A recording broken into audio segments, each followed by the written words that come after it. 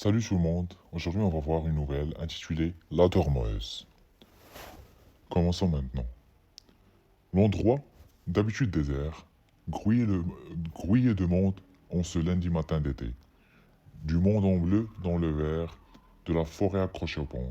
Les gendarmes, venus en nombre, avaient délimité une zone sur le sentier et attendaient dans une agitation fébrile.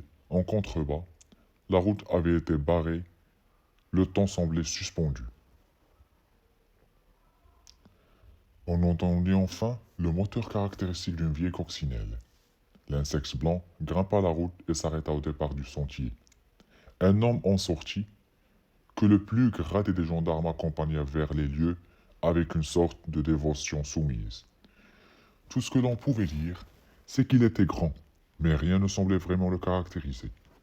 Les langues des gendarmes étaient allées bon train pendant la longue attente. On leur envoyait le chef du barreau des Fadas, puis puisque c'était le nom que l'on donnait sous cap à ce service inconnu de beaucoup qui s'occupent des affaires tordues, pour reprendre encore le vocabulaire des conciliabules. Il s'appelait Val. L'homme, que tout le monde saluait avec déférence, s'arrêta avant, les, avant le rubalise et s'emplit les poumons de l'air vif du matin. Il connaissait cette forêt, il y était venu déjà. Des gens y avaient disparu au fil des dernières décennies, sans qu'aucun corps n'ait été retrouvé, sans qu'aucune explication n'ait été donnée. Au tournant de l'an 2000, elle avait été investie par les groupes d'illuminés qui, fin du monde oblige, dansaient autour d'un feu ou passaient en psalmodiant des portes temporelles faites d'arbres et de rochers. Puis, la fin du monde était en passé, tous étaient, tous étaient retournés au monde qui était censé ne plus être. Les disparus, eux, n'étaient jamais revenus. Il s'approcha, sur le bord du sentier, à quelques mètres seulement, assise en tailleur sur un tapis de mousse, dans le soleil qui perçait à travers les feuilles, une femme nue au crâne rasé avec, dans la main gauche, un bouquet de fleurs fraîchement ramassées, puisqu'aucune n'était fanée, qu'elle semblait porter à ses narines pour que le parfum les fasse frissonner. Et surtout ouverte dans son dos, comme une petite fenêtre en ogive d'où sortaient des tiges de fleurs qui partaient en toile et une longue tige de bruyère dont l'une des ramifications venait couvrir les yeux. Les tiges semblaient plonger dans le corps sans traverser les chairs, comme happées par un trou de nuit noire. Sa main droite restait posée sur sa poitrine, défiait les lois de la nature. Il souleva légèrement la bruyère posée sur les yeux. Ils étaient fermés comme ceux d'une dormeuse. Rien ne relevait qu'une quelconque violence, aucun trou rouge au côté, aucune plaie visible. Sa peau était pâle, mais elle semblait sourire, l'air tranquille. C'était tellement différent de ce qu'il voyait d'habitude, mais quand l'imagination humaine pervertie menait à l'innommable, quand les coups avaient arraché l'effroi avant d'arracher la vie, il s'est dit qu'en fait c'était beau, comme un tableau posé en pleine nature.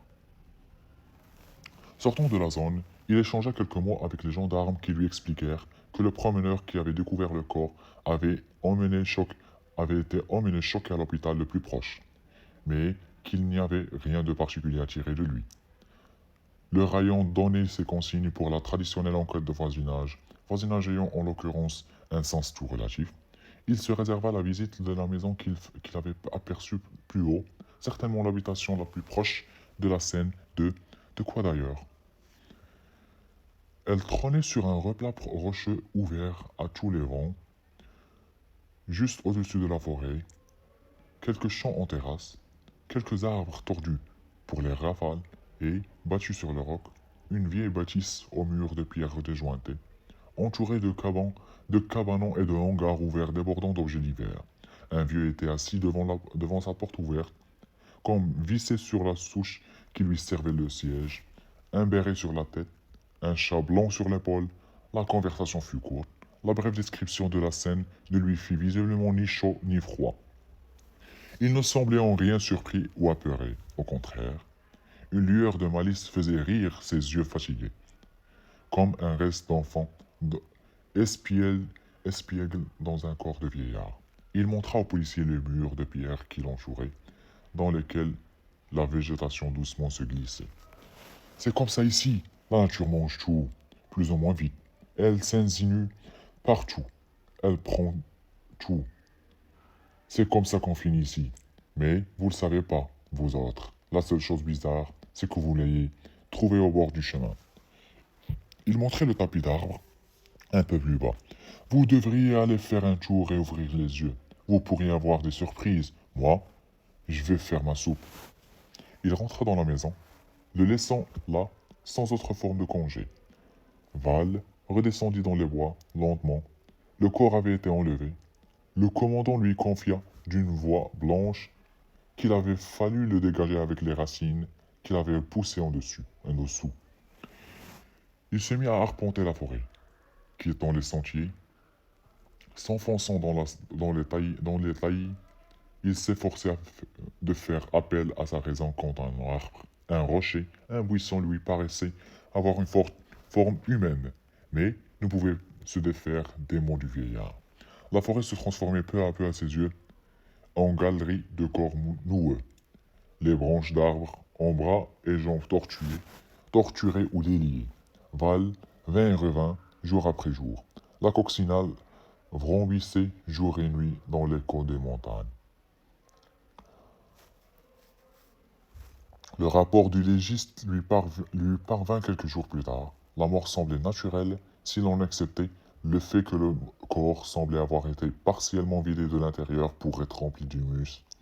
Quant à l'ouverture dans le dos, aucune intervention d'outils ou d'instruments ne paraissait l'expliquer. Comme si elle avait toujours été là, la victime n'était toujours pas identifiée.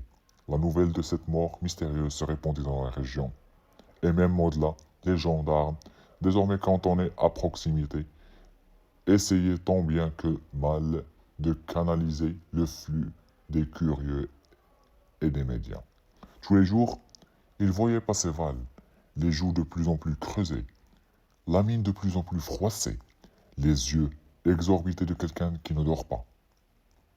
Ce qu'il ignorait, c'est ce qui s'était passé entre-temps. Le maire, catastrophé par la publicité faite à son village, et plus encore par l'impossibilité de chasser qui ont découlé, avait souhaité le rencontrer pour faire le point sur l'affaire et surtout savoir quand le calme pourrait revenir dans sa commune. Il était plus inquiet de cela que curieux des circonstances intrigantes de cette mort. Val lui avait alors parlé de sa visite au vieux. Il n'avait tout d'abord pas compris pourquoi le maire l'avait regardé de cet air incrédule, comme hésitant entre hébétude et envie de rire. Mais il n'y a plus personne là-haut. Il est mort il y a 8 ans, l'Émile. La maison inhabitée. C'est son neveu qui vient entretenir un peu de temps en temps. Et encore, ça fait un moment qu'il n'est pas venu. Il était remonté vers la maison en courant. La porte était fermée. Les alentours comme il les avait trouvés quelques jours auparavant.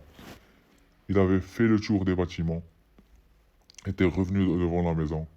C'est là qu'il avait remarqué, mais y était-il la première fois? Un arbre sans doute mort. Tordu comme tous les autres, recroquevillé vers l'avant, au trait d'écorce burinée et sur une branche, un chat blanc. Comme tout passe en ce monde, même les plus grands étonnements, l'affaire tomba dans l'oubli sans être élucidée. Tout être extraordinaire qu'elle fut. On ne croisa plus Val au bureau des Fada. L'affaire, disait-on, lui avait fait perdre la tête. Assis devant la porte de la maison, sur le replat, rocheux, comme vissé sur la souche qui lui sert de siège, un homme grand, que rien ne semble vraiment caractériser, regarde la forêt, un chat blanc sur l'épaule. Merci et à la prochaine.